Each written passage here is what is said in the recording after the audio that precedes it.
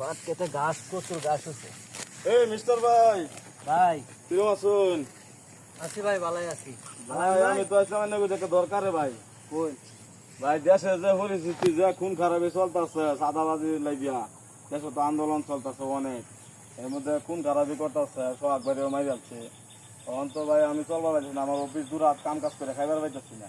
তখন তো আমার 500 টাকা দরকার আছে, কি টাইম চলতাম। ভাই টাকা লাগবো, টাকা দিয়াম, সমস্যা নাই, কিন্তু এখন বর্তমানে যে পরিস্থিতি দেশের, আমি প্রত্যেকটা ঘরের মা বোন এবং ছোটো ছোটো বাচ্চা যারা লাডি নেওয়ার মতো যোগ্যমান লোক, যারা যারা বৃদ্ধ মানুষ, যারা যুবক, তাদেরকে উদ্দেশ্য করে বলতেছি, এই দেশ থেকে চাঁদাবাজকে উচ্ছেদ করে দিতে হবে। আমার কথা একটাই, চাঁদাবাজ রাজাকার এই দেশে থাকতে পারবে না। আমরা স্বাধীন দেশে থাকি, আমাদের একটা স্বাধীনতা আছে। এই স্বাধীনতা কিন্তু কোনো চাঁদাবাজ রাজাকার এই দেশে থাকতে পারবে না। যেরকম সোহাগ ভাই, অনাত্মক সোহাগ ভাইকে মেরে ফেলা হয়েছে, এটা কিন্তু ঠিক না। এরকম আমরা চাই না। আমরা এই দেশটাকে আবার স্বাধীন করব, আবার যুদ্ধ করব প্রয়োজন হলে। সবাই এক হও, যার কাছে যা আছে সব নিয়ে প্রস্তুত হও। আসসালামু আলাইকুম।